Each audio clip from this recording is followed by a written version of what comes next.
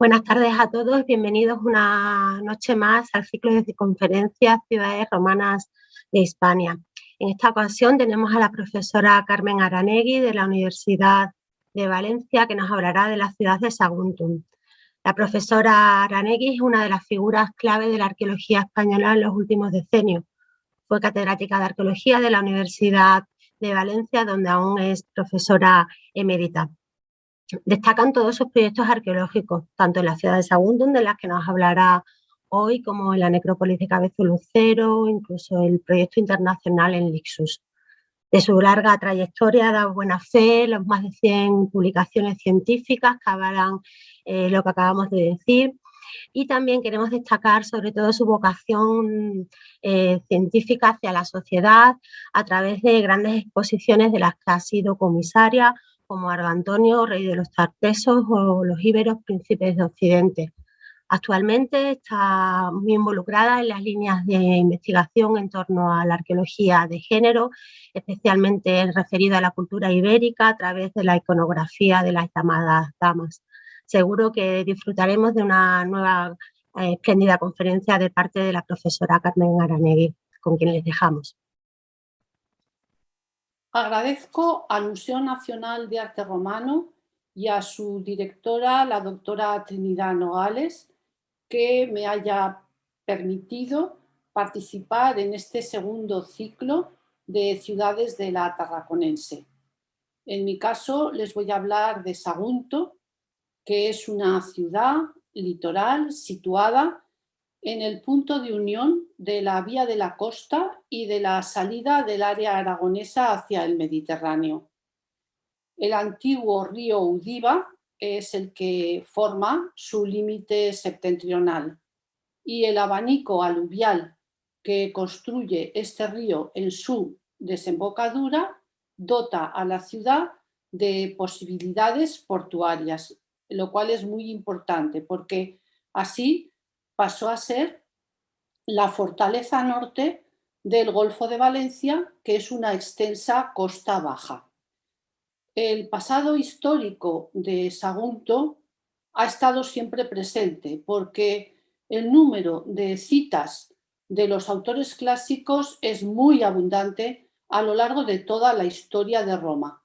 Y, por otro lado, también es un pasado que está presente en los restos monumentales que hay en la ciudad, como bien representó Van den Bingaerde en tiempos de Felipe II. Los autores clásicos y la tradición anticuaria, al hablar de la Segunda Guerra Púnica, que es un pasaje imprescindible al hablar de la historia de Roma, lógicamente mencionan Sagunto, porque también así la ciudad y sus habitantes se convierten en exponentes excepcionales de la tradición ibérica y romana, es decir, de la aproximación entre la cultura ibérica, la sociedad ibérica y la sociedad romana. Así, Sagunto es quizá el primer aliado explícito, con nombre propio, de las relaciones con Roma y también el mejor ejemplo de una helenización de un topónimo que aproxima también o inventa unos orígenes para la ciudad que la hacen próxima a Roma. Estos son temas que la investigación ha tratado, la investigación contemporánea ha tratado también convenientemente. El topónimo más antiguo de la ciudad es Arse.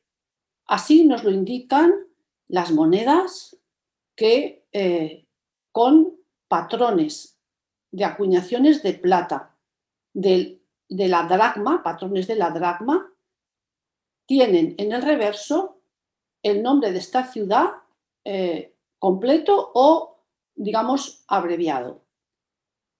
Esas acuñaciones están muy bien estudiadas por Pere Pau Ripollès principalmente y se datan entre el final del siglo IV y el principio del siglo III, por lo cual en ese momento nos encontramos con esa reunión de datos, algo que trata de homologarse con los tráficos monetarios que vienen de Marsella y Ampurias, pero un topónimo ibérico escrito con letras ibéricas. Y en efecto, el topónimo Saguntum también lo tendremos presente en las acuñaciones de la ceca local, pero solo a partir de en torno al 140 antes de la era y en acuñaciones ya del patrón de las romano que tienen los dos topónimos durante un cierto tiempo, el topónimo Arse y el topónimo Saguntum, como vemos en la imagen de mano derecha inferior. Esto dio lugar a que la investigación filológica planteara que la ciudad tenía dos asentamientos. Uno que corresponde al nombre ibérico, es decir, un oppidum, Arse, y por otro lado un establecimiento de tipo colonial que se llamaría Saguntum. Y a tenor de la arqueología conocida, situaban normalmente el topónimo ibérico sobre la colina y el topónimo griego a orillas del mar. Esto tiene, digamos, posibilidad de matizarse, como vamos a ver a continuación. Y además hay que tener en cuenta que hacia los años 90 apareció una carta comercial en Ampurias, escrita en griego, que nombra a los saiganceos y en general hubo una asociación, una propuesta de asociación de que esa mención fuera relativa a Sagunto. Y entonces cambiaron los tercios, es decir, si había una ciudad que se llamó Saiganza y que era indígena, habría que situarla en el oppidum, es decir, en altura. Y entonces el asentamiento de al lado del mar pasaría a ser la antigua Arse. Todo esto indica la debilidad de los argumentos de la arqueología filológica, porque en realidad lo que ocurre es que cuando nosotros ya nos situamos en términos del estudio de los materiales, como es el caso de las monedas, pero también en el estudio arqueológico del término saguntino, que sin duda tiene dos sectores de interés, uno en altura, una altura relativa, son solamente 178 metros sobre el nivel del mar, pero luego un puerto a orillas del mar, las cosas se presentan de una manera distinta. Por otra parte, la arqueología también nos ha manifestado que esas citas de los autores clásicos que incluso remontan a la guerra de Troya, la fundación de ese punto que se llama Sagunto, pues resulta que no encuentran una correspondencia con la investigación arqueológica.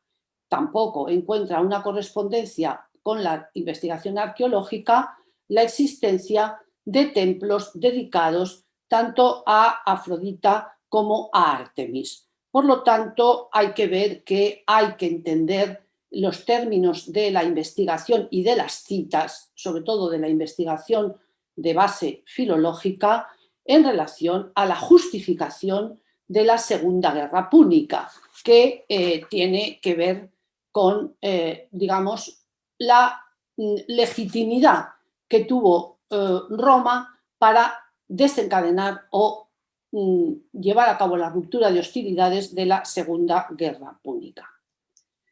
Cuando vamos a la arqueología vamos a encontrar que tanto las excavaciones de la parte alta, es decir, de lo que normalmente se entiende como oppidum o se entendió como oppidum, y de la parte portuaria que se llama el Graubeil, tienen secuencias iguales. Es decir, es que las secuencias dan una fase republicana, una reconstrucción imperial, en ambos lados con las mismas fechas. Uno con las características de un foro romano y el otro con otras características distintas, es decir, con un establecimiento de tipo portuario. Pero las fases constructivas son contemporáneas, coetáneas, con lo cual se hace difícil el justificar que correspondiesen esos dos asentamientos a dos hechos, digamos, de fundaciones distintas y sociedades distintas.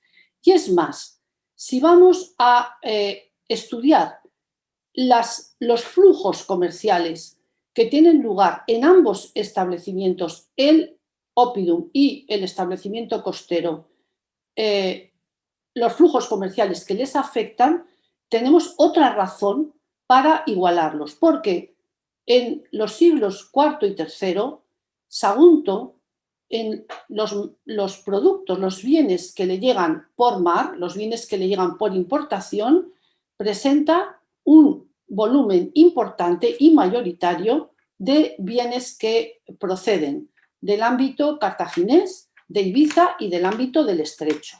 Y sin embargo, después de la Segunda Guerra Púnica, después del año 202 antes de la era, vemos el predominio de las importaciones procedentes de Italia. Entonces, ese cambio indica que no hay un núcleo de los dos mencionados que fuese filohelénico y otro simplemente filocartaginés. Es lo mismo, ocurre lo mismo, las secuencias estratigráficas son homogéneas en uno y otro lado y el flujo de importaciones también lo es. Entonces, la Segunda Guerra Púnica tiene lugar entre Roma y Cartago, como todo el mundo sabe, y se resuelve con el triunfo de Roma sobre Aníbal, que fue conmemorado y festejado y ensalzado por todas las crónicas romanas de la época.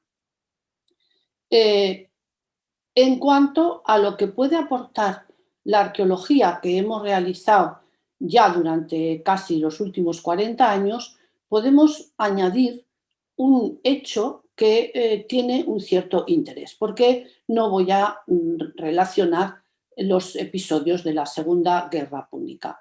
La Segunda Guerra Púnica tiene lugar en la ruptura de hostilidades, incluye a Sagunto, Aníbal sitia Sagunto en el 219 y comienza la Segunda Guerra Púnica y los escipiones liberan la ciudad en el año 214.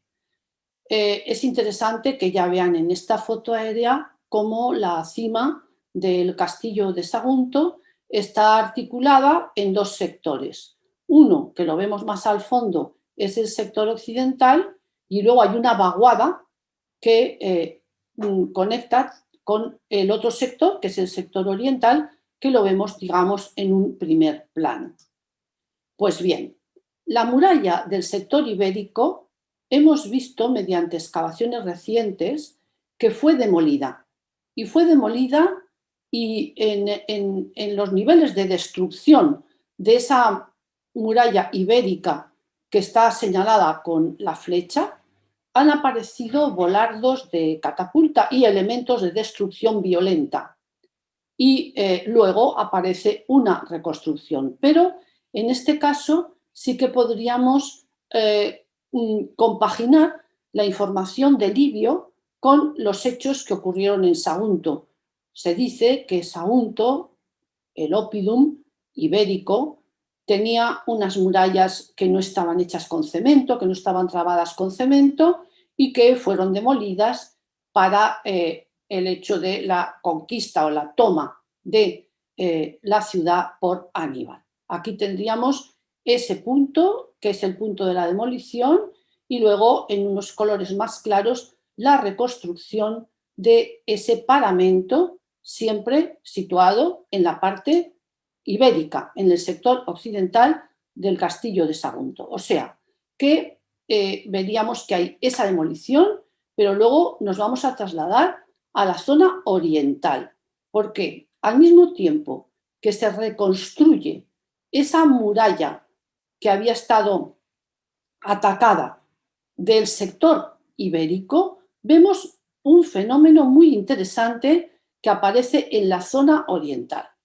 En la zona oriental se construye un primitivo, un antiguo espacio presidido por un templo de cela tripartita. Es simplemente un tetrástilo, no es un gran templo, pero hay una fase de construcción que nos remite a tipologías y a modelos romanos. El templo tiene delante del prónaos una cisterna revestida de opus signinum, bien hecha, y luego tiene otros muros que son más difíciles, digamos, de calificar en cuanto a la tipología a la que pertenecen. Pero eso ocurre a principios del siglo II. Es la reconstrucción de Sagunto más emblemática después de la Segunda Guerra Púnica, a principios del siglo II, antes de la era.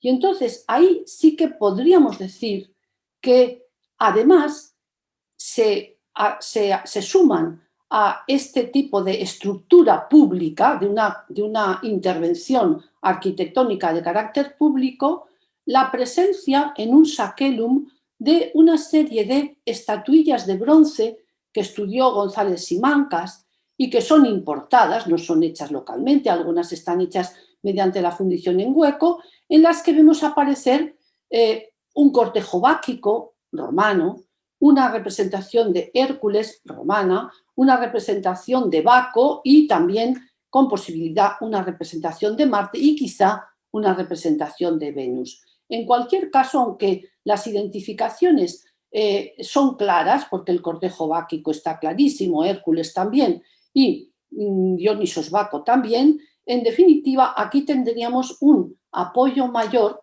para la conclusión a la que podemos llegar. Y es que en el comienzo del siglo II, verdaderamente es en ese exclusivo momento cuando hay dos comunidades instaladas en esa cima del castillo de Sagunto, en esa cima que abarca en su totalidad unas 10 hectáreas. La parte occidental mantiene las características de lo que había sido el oppidum ibérico, pero en la parte oriental se ve una instalación distinta, en la que cabría pensar, y es así como se propone en este momento, ¿no?, que es el momento de las dos sociedades, de las dos comunidades, la de origen ibérico y la de origen itálico. Y esa segunda composición de la sociedad saguntina, que ya no va a ser una asociación dual, sino una asociación de un encuentro de dos países, ¿no?, es la que también se refleja en las monedas, cuando a partir del 140 o de unas fechas de la segunda mitad del siglo II, vemos esas emisiones de tipología romana, con la cabeza galeada y la proa de nave, pero que mantienen esa doble toponimia, la de Saguntum en el anverso y la de Arse, escrito en ibérico, debajo de la proa de nave, en el reverso. O sea que aquí aportaríamos una conclusión basada en datos y que supera las propuestas que habían sido hechas por una investigación muy marcada por las fuentes filológicas. Ahí va a aparecer luego la importancia de esa instalación de qué tipo de... Es una deditio in fine, es una comunidad de publicani. En este caso no tengo argumentos para optar por una solución o por otra. Pero lo que sí que es interesante es ver que aquel primer foro, digamos, aquel primer templo es muy importante para la ciudad, porque cuando en época medio augustea la ciudad se convierte en un municipio de ciudadanos romanos, aquel antiguo templo se convierte también en la cabecera y eje del foro municipal. Un foro municipal que hemos excavado y que conocemos bien y que se compone de edificios como aquel antiguo templo que se reconstruye, la cisterna que tenía delante se oblitera y por lo tanto sube el nivel, porque como hemos dicho, en parte se trata de un sector topográfico que tenía un desnivel, una vaguada, y hay unos muros de contrafuertes que permiten construir un foro de tipología romana muy claramente. Un foro que tiene una hermosa basílica, un foro que tiene una curia con un secretario, o sea, con un archivo al lado, que tiene todas las tabernas, un área porticada y que por su parte sur limita con un porticado doble en cuyo subsuelo hay una espléndida cisterna, porque el acueducto de Sagunto no llega a esta parte alta, sino que entra en cotas algo más bajas. Por lo tanto, aquí pasamos ya a esta época imperial que tiene una epigrafía muy rica, entre la cual hay que destacar el epígrafe de letras de bronce que estaba en el pavimento de la plaza pública del foro y que nos da a conocer a personajes de una familia que fue la más importante, digamos, de Sagunto, que fueron los Baevios. Neo Baevio Gémino construyó por un evergetismo, pero obligado también por un testamento, una parte o el pavimento, o dotó de pavimento pétreo a la plaza del foro de Sagunto, como muy bien estudió Geza Alfeldi. En el foro no se han recuperado gran cantidad de estatuas de mármol, más bien se han recuperado muy pocas estatuas de mármol y fragmentadas. Sin embargo, sí que se han recuperado fragmentos de decoración arquitectónica inconexos, pero que nos dan una serie de datos. El grifo que vemos en la primera imagen forma parte de un frontón, y eso es algo que tiene que ver con la zona del templo, aunque no podemos hacer una asignación estricta.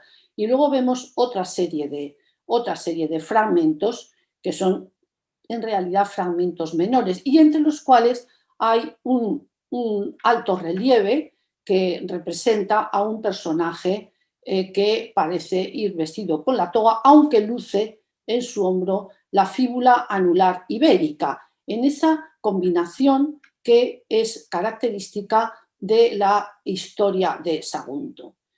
En ese foro también se ha recuperado una pieza excepcional que es un pedestal de estatua que menciona a Publio Escipión Africano Mayor y que en definitiva fue quien reconstruyó Sagunto. O sea que la ciudad, siglos después, se reconoce en su vinculación con los escipiones. Y esta inscripción, esta lápida, este pedestal inscrito, es un testimonio que cobra así un gran interés y que es excepcional en la epigrafía latina de la península ibérica hispánica, ¿no? Bien, el conjunto de la planificación de la romanización de Sagunto establece también una serie de un urbanismo que presenta una distribución en terrazas, es decir, en recuerdo del pasado de la vinculación de Sagunto con Roma, de los iberos de Sagunto con Roma, el foro se establece en la parte alta y alrededor, en torno del primer templo que tuvo la ciudad, pero a una escala menor, en una cota inferior, se construye un hermoso, digamos, teatro. No un enorme teatro, pero el diámetro de la escena tiene 22 metros, el diámetro de la orquesta tiene 22 metros, pero es también una dotación que imprime ese carácter de ciudad y de ciudad bien dotada a la ciudad de Sagunto. Y allí veríamos ese conjunto que forma Foro Teatro. Foro Teatro que no quiere decir que el teatro fuese coetáneo. Se construye primero el foro municipal y las excavaciones que hemos hecho nos han indicado que el teatro de Sagunto se construye hacia el año 50 de nuestra era.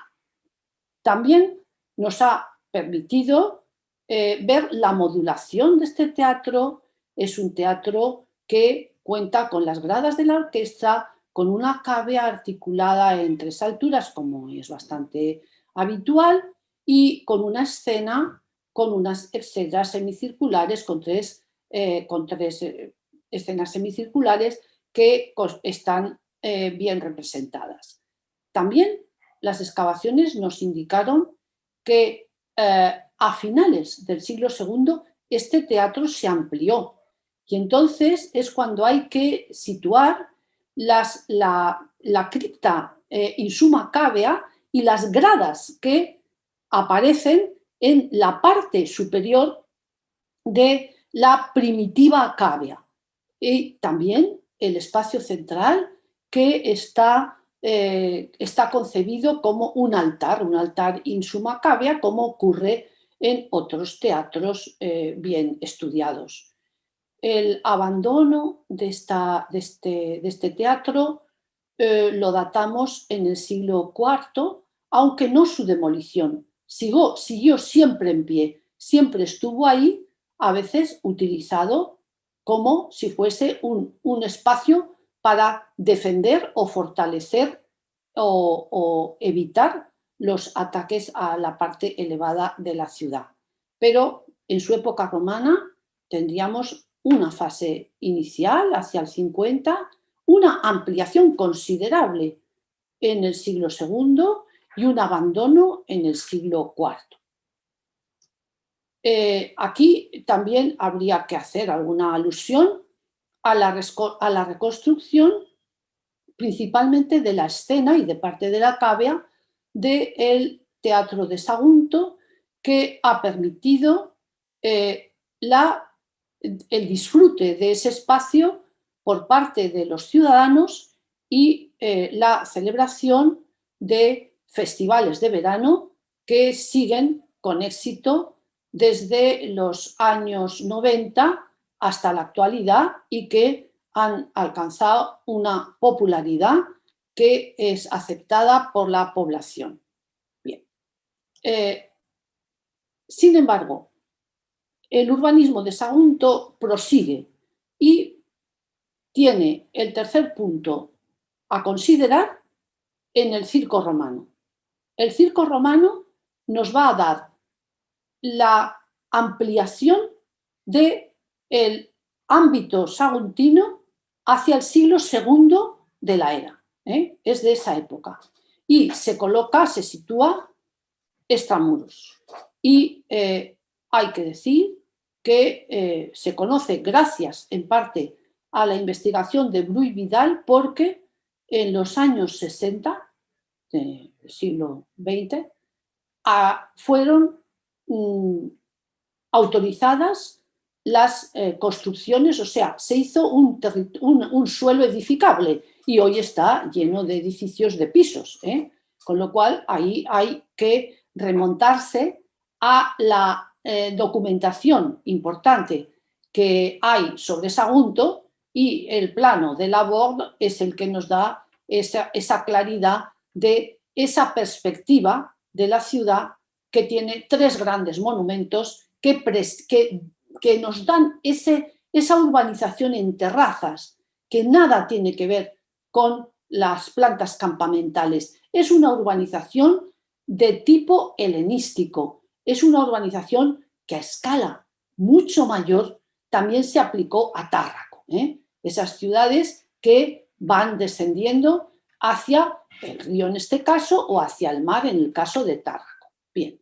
El circo, como digo, no se ve, prácticamente no se ve en la actualidad, pero sí que sabemos qué dimensiones tuvo, qué estructuras le corresponden y se encuentra debajo, algunas de esas estructuras y de su entorno se encuentran por debajo de edificaciones contemporáneas en la ciudad.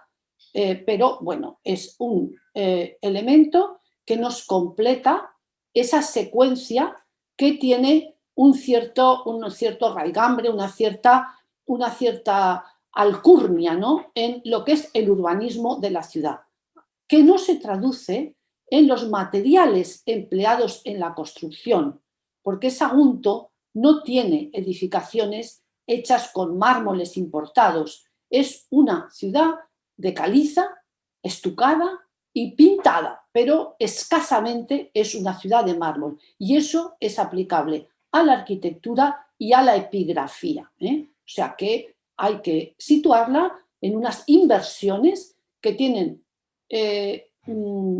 una cultura, que denotan una cultura urbanística y muy interesante, pero una inversión económica de tipo medio-bajo, esa es la pura verdad, ¿eh? Porque no tienen ese tipo de grandes columnas y de decoraciones arquitectónicas en mármol. Bien. Casi lo mismo ocurre a nivel de la necrópolis. La necrópolis, a lo largo de la Vía Augusta que pasa por Sagunto, ha dejado de ser perceptible, visible, porque está en la zona construida de la ciudad. Se documenta a partir de algún resto, como el edificio de friso dórico, que tiene ese toro, no un bucráneo, sino un toro en sus metopas, o bien de algunos otros dibujos de épocas antiguas, algún mosaico que pertenecieron al área funeraria. Área funeraria que se encuentra, como digo, en la parte meridional de la ciudad y al lado del río y a lo largo de la Vía Augusta, y que tiene también una documentación muy importante en la epigrafía funeraria. La epigrafía funeraria de Sagunto es muy abundante porque se ha recogido en Sagunto desde hace 250 años, se viene recogiendo esa epigrafía y es la que nos da a conocer pues todo lo que es la onomástica y la sociedad saguntina a través de su aspecto funerario, que conocemos bastante bien para lo que es la dimensión de la ciudad y de su población. No podemos dejar de mencionar en el caso de Sagunto la cuestión del vino saguntino. El vino saguntino tiene una tradición que se remonta a los textos escritos, no solo a los restos arqueológicos. Tendríamos que considerar cómo Marcial habla de los cálices saguntinos y cómo Juvenal nos explica que el vino saguntino era de una calidad mediocre y que se utilizaba cuando los participantes de un banquete habían bebido ya demasiado, ¿no? Pero eso quiere decir que llegaba a Roma, porque si no, no lo hubiera dicho. Y luego, en los estudios que nosotros hemos podido hacer, como ya se sabía, se descarta completamente que los cálices saguntinos sean cerámicas sigilatas y nos inclinamos más bien a considerar que esas copas podrían pertenecer al grupo de las cerámicas de paredes finas, pero eso es una cuestión técnica que tiene una relativa importancia, es un detalle dentro de la cuestión porque son mencionados los cálices saguntinos y el vino de Sagunto es conocido en Roma.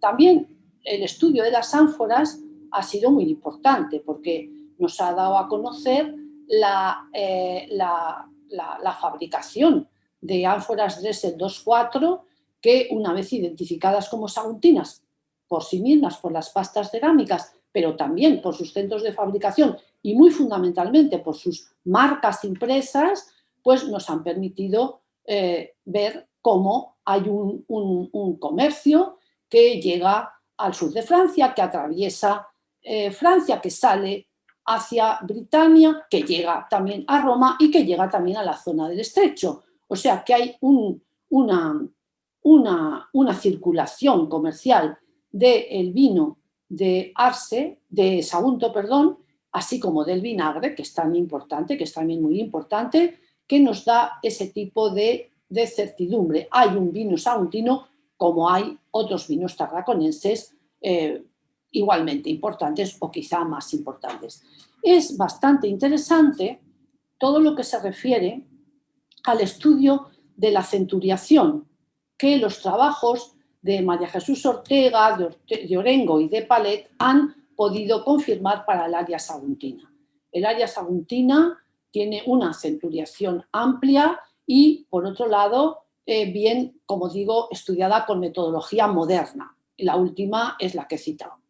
Y, por otro lado, en esa zona encontramos una distribución de villas romanas, ¿no? Con reiteración de algunos elementos que nos hablan del procesado de la vid y, por lo tanto, de la producción de vino. Bien sea desde la iconografía o bien sea incluso desde la ritualidad. Es muy interesante ver el conjunto de exvotos de bronce de época ibero-romana recuperado en la montaña frontera para poder, como hicimos en un estudio colectivo, ¿no?, que presentamos al homenaje a Nicolini, pues como pudimos allí demostrar o intentar proponer que en ese punto elevado, en esa montaña próxima a Sagunto, esos depósitos de exvotos y otros datos venían a plantear la celebración en Sagunto de las Vinalia. Y luego, posteriormente, en una época ya plenamente romana, del Medio Imperio, del culto a Liber Pater, porque la epigrafía así lo demuestra. Y la epigrafía empieza con lápidas escritas en ibérico, para seguir luego con lápidas escritas en latín.